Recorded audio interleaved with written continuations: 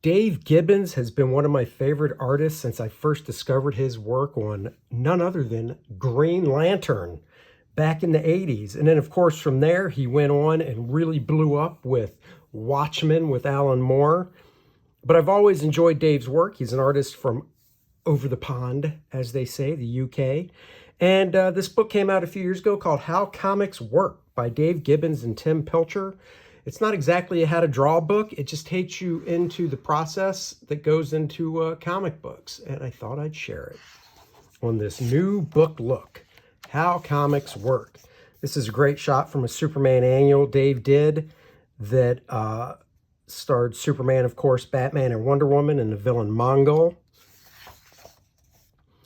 You've got script writing. He talks about script writing pretty in depth. Chapter 2 is visual groundwork. He talks about his early influences, character costume design, designing superheroes, character style guides, etc. This is a really in-depth book. It's a couple hundred pages. I'm not going to be able to flip through every page.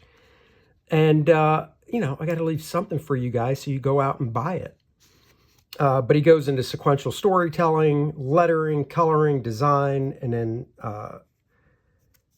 exercises for a few pages and then biographies and stuff like that.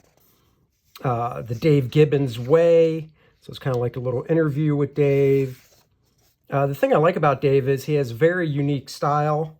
I actually have reprints of Dave's work from, I believe it's called Power Comics, that Dave did.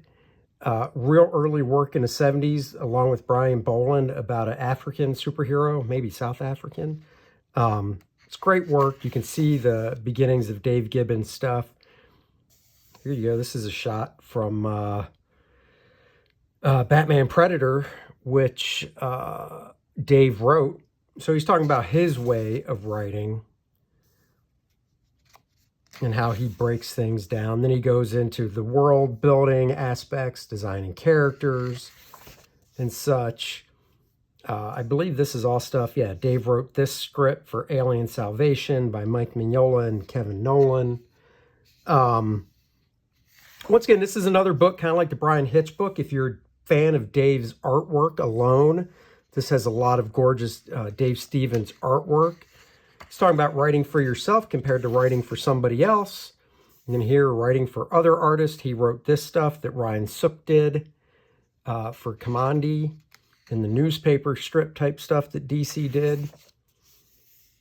Now he's talking about his writing influences. Frank Miller, who doesn't cite Frank Miller as a writing influence. And visual groundwork. This is cool. He shows some of the stuff that he enjoyed when he was growing up. So I always like to see behind the scenes of what other creators have enjoyed as well. So early influences.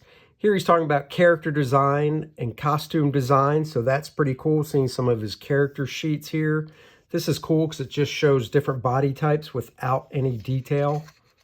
So basically figure out your body type you want your character to have first and then go from there. Love seeing this behind the scenes stuff. I mean, like I said, I've been a fan of Dave's art since Green Lantern. This is actually a pinup, I believe. Let's see. It doesn't say. I'm pretty sure this was a pinup from a Superman book. I love this. Like I said, I really love Dave's, the way he does his lighting, the feathering, the way he does feathering and stuff, and reflected light. To me, that's classic Superman. And, you know, if Superman still looked like that, wouldn't that be nice? He did some Green Lantern stuff. This is a character I think he might have designed, Predator, that was in his Green Lantern work. So it's just cool seeing behind the scenes with Dave designing characters. Different heads here. If you're going to do a model sheet for heads for your own drawing purposes, you want to do front, side, and 3/4. You got the lines going across. Now, when I do these, I have lines going across for the eyes, the nose, the mouth, the ears, even the hairline. I'm really anal retentive about to make sure everything lines up properly at the different angles. Redesigning existing characters. God, look at these pencils. Oh, I ghost inked a panel or two of Dave's work in a Green Lantern story for a buddy of mine, and it was very fun to do. Love that. Love the way he does pencils and stuff. Love these quick sketches for character designs. Dave's a guy that would do a cool First Man, setting up, designing landscapes and such. Talking about perspective and whatnot. Props, designing, drawing the different guns. I mean, you know, if you're making up the artillery, then yeah, you want to do design stuff like this. If you're referencing real artillery, then, you know, you can just look at photos. You don't really have to, to me at least, it's not really necessary to do these separate drawings like this. This is a great shot of Martha from Martha Goes to Washington. Creator star Frank Hampson. So he talks about some of his favorite creators a hit when he was a child. This is from 1955. Now we go into sequential storytelling. Early influences, that's Mobius. Steranko right here, Will Eisner. Here he talks about interpreting scripts that other people wrote. This is great. I never knew about this Doctor Strange story he did. I believe it was in a Marvel fanfare. So I went out and bought it after I saw this, written by Walt Simonson. Love that shot of Doctor Strange. Dave's stuff is so classical. I love this thumbnail where he's working out his lights and darks. So this is all about interpreting scripts. Now he does thumbnails like this for an entire book. I don't know. Take off thumbnails, one penciling across things. So I mean, he does thumbnails for an entire book. I don't know what size paper this is on, but I imagine these thumbnails aren't more than 2 inches high each. So if that's the case, 2, 4, 6, 8, 10, 12. This is a 12-inch high piece of paper. I'm not sure, but he thumbnails a whole book. Then he goes through when he's done and puts a red X across them. I do not thumbnail whole books at once. I never have. I just take it page by page. But I love seeing how he works these out. It's the same process, though, when you do a thumbnail the way I was taught by Joe Kubert. You want to just get your basic shapes down so you can see the compositions. And if they work small at this size, then you know for a full page they'll work just fine as well. This is from Green Lantern 186. I should actually pull that book out to reference that. Here he's talking about page layouts, designing pages. I mean, I see roughs like this and I'm in awe because I just don't do roughs this tight. But, you know, imagine being a starting penciler and you get something like this to work from because your storytelling's not so great. It's all there. Look at this, Starsky and Hutch. What the? Is this Dave? Yep, this is a Dave Gibbons drawing from Fantastic Four. It's from 2004. When was this book? When did this book come out? This book came out, I meant to say that in the beginning. This book came out in, nope, that's not it. Where's the stupid date? 2017, so it's not that old. Talking more really in depth about story. He's talking about different grids that you can use and how they work. Dave's storytelling is more classic in regards to his grid style, not necessarily the big flashy panels and stuff. But he still lays down a big panel for impact. So this is the most impactful panel on the page. So it's one of the bigger ones. Just great, clear storytelling. I love seeing the pencils to compare to over here. Here he's talking about focal points. And you can see how it moves you through the page. And he's breaking each panel down into the rule of thirds, which is important for placing important parts. This is from Legion of Superheroes Annual #2. I think I bought that as well after I saw this. So I'm a Dave Gibbons fan. So just more storytelling stuff. I flipped over a page. Let's see, I don't want to make... Oh, here he's talking about penciling.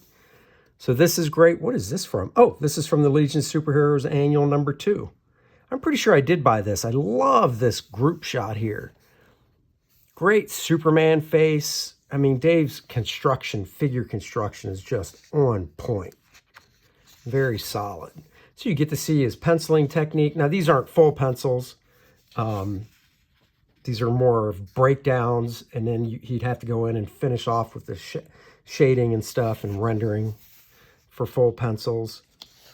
This, I believe, he inked. Yeah, he's talking about inking here. This was from inking he did over Jose Garcia Lopez's pencils. So very cool to see Dave's unique inking line work over top of Jose's pencils.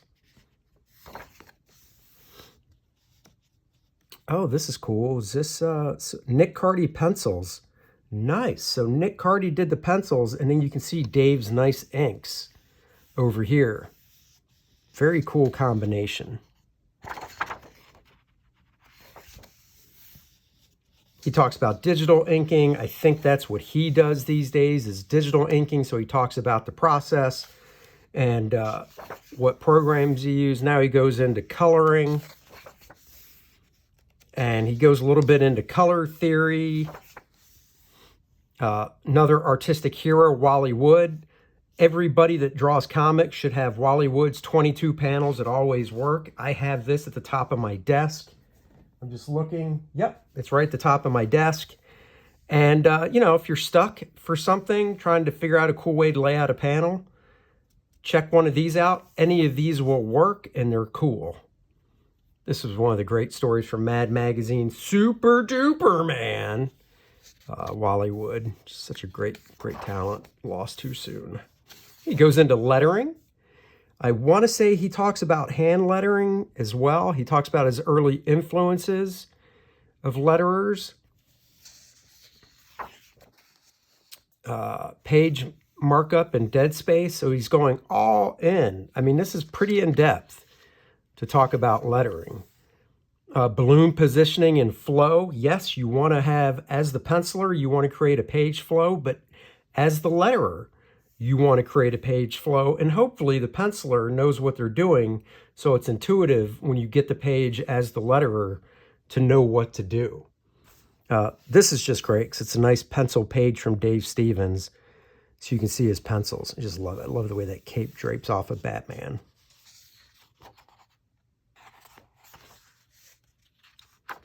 Balloon variations and different points. Here he's talking about, this is the lettering guide that hand letterers used to use. So he does talk about hand lettering. Let's see, I think he does get into digital lettering. Let's see. Display lettering, which is like logos and things like that. This is from that Superman annual. Just a gorgeous annual, written by Alan Moore, drawn by Dave, pencils and inks by Dave. They turned this one into an episode of the cartoon because it was such a great story. Now he talks about digital lettering, and he goes into not totally in depth on how to do it, but just talks about it. Of course, sound effects are an important part of comics. Lettering king Sam Rosen. Sam Rosen, a longtime staple of Marvel Comics. Beautiful hand lettering. I mean, you look at this stuff and you forget that somebody had to do this all by hand. Now he goes into coloring, and he talks about his early influences in coloring as well. This is by Angus Mackay. Beautiful painting, great color scheme.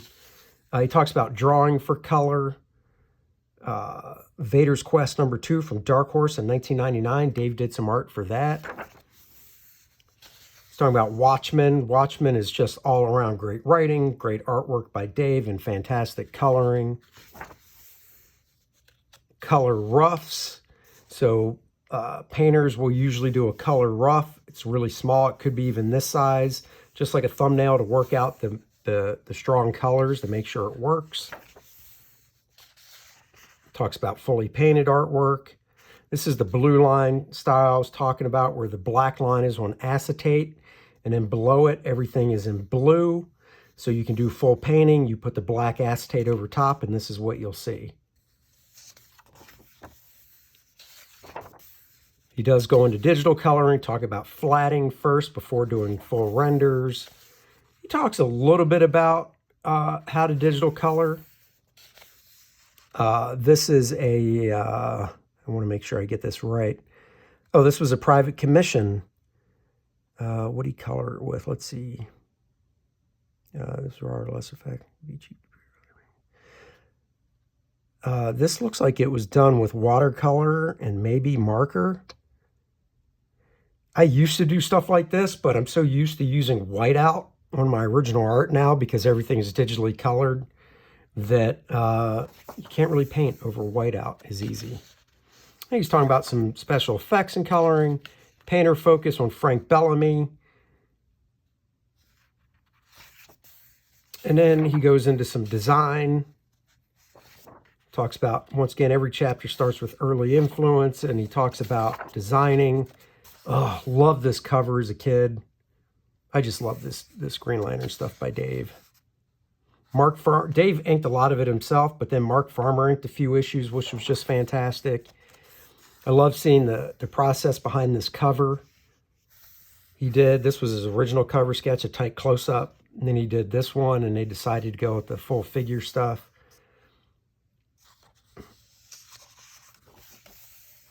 And he's just breaking down some of his cover design, back cover design. This is it, Power Comics. This is some of Dave and Brian's first work. And this cover, it was 4 issues reprinting their original comics, and they rotated covers. So Dave did the covers for, I believe, 1 and 3, and Brian did the covers for 2 and 4. New covers. So the interior art by Dave isn't as good because this is a new cover for the reprint. They came out in 1988, and this stuff originally came out in the 70s. Great Miracle Man. I mean, Dave has done it all, and hopefully now he's in a position where he can just kick back and relax. Character title and logos. Really comprehensive book. Design star Chip Kidd. Exercises. So some exercises to work on, character designs, page layouts,